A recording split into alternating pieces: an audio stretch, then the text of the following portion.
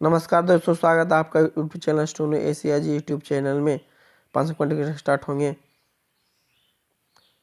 उपाध्यक्ष महोदय, वित्त मंत्री को देश की आर्थिक स्थिति और निर्धनता के संबंध में जितनी जानकारी प्राप्त होती है उतनी किसी अन्य मंत्री को संभव नहीं होती।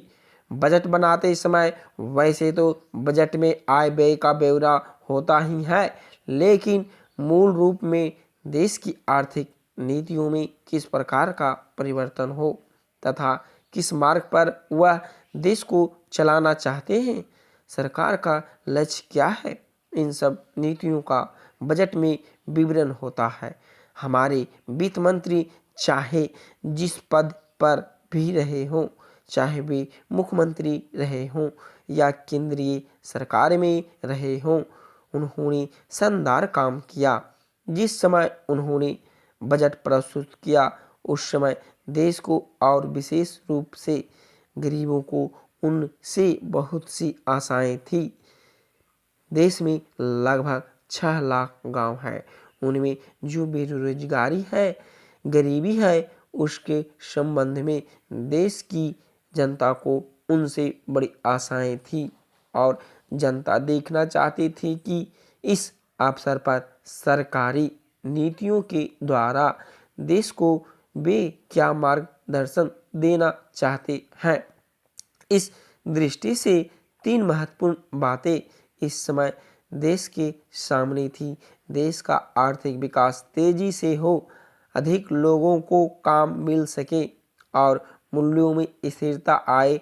जहां तक इन 3 उद्देश्यों का संबंध है, हमने देखा कि उस ओर कुछ प्रयत्न हुए, विशेष रूप से गरीबी हटाओ के संबंध में। इस देश में जो चर्चा चल रही है, इस बजट में कुछ सीमा तक उसका उल्लेख मिलता है, क्योंकि जितने भी प्रत्यक्ष कर लगे हैं वे ज़्यादातर धनी लोगों पर और विशेष रूप से शहर के लोगों पर लगाए गए हैं। इस तरह से जो एक प्रकार की आर्थिक असमानता हमारे देश में चल रही है, उसको दूर करने का प्रयत्न अवश्य किया गया है। लगभग 5 दशक पूर्व जब हमारा देश स्वतंत्र हुआ था, उस समय देश में जितने सरकारी कर्मचारी थे वे ऐसा समझ बैठे थे कि अब तक देश में जिस तरह से अंग्रेजों का प्रशासन चल रहा था उस तरह से काम नहीं चलेगा, क्योंकि कांग्रेस के जो नए लोग आए थे, जो मंत्री बने थे, वे लोग धन के मामले में त्यागी आदमी है।